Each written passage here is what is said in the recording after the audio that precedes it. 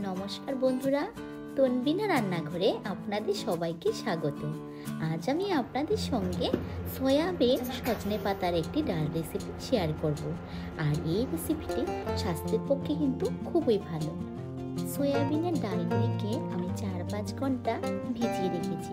দেখুন, ডালগুলি কিন্তু ভালোভাবে ভেজানো হয়ে গিয়েছে। এবার এগুলিকে প্রেসার কুকারে নিয়ে নিচ্ছি। নিয়ে 2 থেকে 3টে সিটি দিয়ে নেব। ডালটা তৈরি করার জন্য একটা মশলা তৈরি করে নিতে হবে। তার জন্য মিক্সিং জারের মধ্যে নিয়েছি 4টে কাঁচা লঙ্কা আর 3 টুকরো আদা। এবার সামান্য পরিমাণে জল দিয়ে ভালোভাবে এটাকে পেস্ট করে নিয়েছি। এবার এই সাইডে একটা কড়াই বসিয়ে নিয়েছি। কড়াইতে দিয়ে দিয়েছি 2 চামচ সরষের তেল। এবার ফোড়নের জন্য দিয়েছি 2টো দারচিনি আর একটা এলাচ। এবার ফোড়নটাকে হালকা একটু নাড়িয়ে চাড়িয়ে নেব।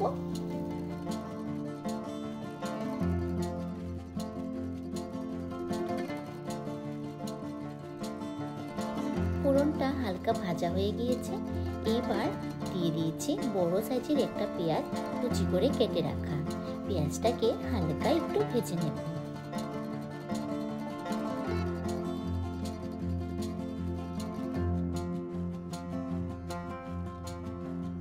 পেঁয়াজটা হালকা একটু বাদামি কালার এসে গিয়েছে। এবার এর মধ্যে দিয়েছি একটা ছোট সাইজের টমেটোকে টুকরো টুকরো করে কেটে। এবার টমেটোটাকে হালকা একটু ভেজে নেব যাতে একটু নরম হয়ে যায়। টমেটোটা হালকা নরম হয়ে গিয়েছে।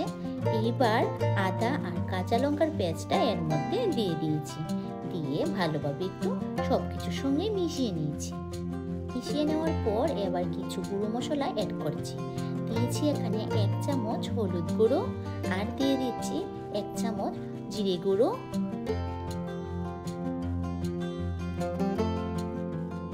দিয়ে দিচ্ছি স্বাদ অনুযায়ী নুন। এবার সবগুলি একসঙ্গে মিশিয়ে কয়েক সেকেন্ড একটু ভেজে নেব।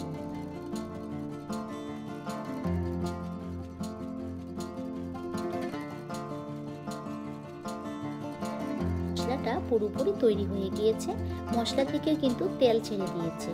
এবার সেদ্ধ করে রাখা সয়াবিনের ডালগুলি একেবারে জল সহকারে কিন্তু এর মধ্যে দিয়ে দিয়েছি। দিয়ে ভালোভাবে মিশিয়ে নিচ্ছি।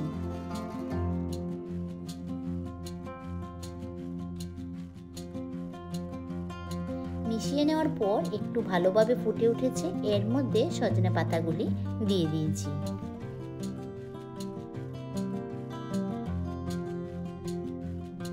এবার পাতাগুলি সবগুলির সঙ্গে মিশিয়ে নিচ্ছি। মিশিয়ে গ্যাসের ফ্লেমটাকে মিডিয়ামে রেখে 5 মিনিট ভালোভাবে ফুটিয়ে নেব। 5 মিনিট ভালোভাবে ফুটিয়ে নিয়েছি। পাতাগুলি কিন্তু সেদ্ধ হয়ে গিয়েছে। ডালটা এই সাইডে হতে হতে একটা তড়কা তৈরি করে নিতে হবে। তার জন্য তড়কা প্যানের মধ্যে দিয়ে দিয়েছি 1 চামচ সরষের তেল। এবার তেলের মধ্যে দিয়ে দিয়েছি শুকনো লঙ্কা,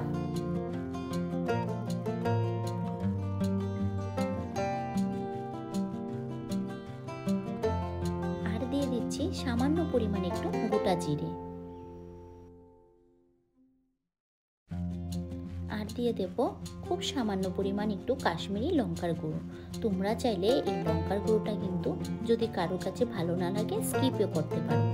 এইবার তরকাটা ভালোভাবে জাল দিয়ে নিচ্ছি। তরকাটা ভালোভাবে জাল দেওয়া হয়ে গিয়ে এবার ডালের মধ্যে তরকাটা ঢেলে দিচ্ছি। এভাবে করে এই সয়াবিনের ডালটা সজনে পাতা দিয়ে করে দেখো, ভীষণ ভালো লাগবে। আর এটা করতে কিন্তু খুব বেশি মশলারও প্রয়োজন পড়ে না। এটা খেতে যেমন সুস্বাদু হয় আর স্বাস্থ্যের পক্ষে কিন্তু খুবই ভালো। এবার ভালোভাবে মিশিয়ে নিচ্ছি। রান্নাটা কিন্তু পুরোপুরি তৈরি হয়ে গিয়েছে।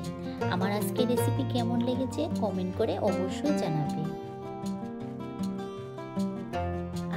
চ্যানেলে নতুন বন্ধু হয়ে থাকলে প্লিজ চ্যানেলটিকে লাইক শেয়ার সাবস্ক্রাইব করে ভিডিওটি সম্পূর্ণ দেখার জন্য অনুরোধ রইল।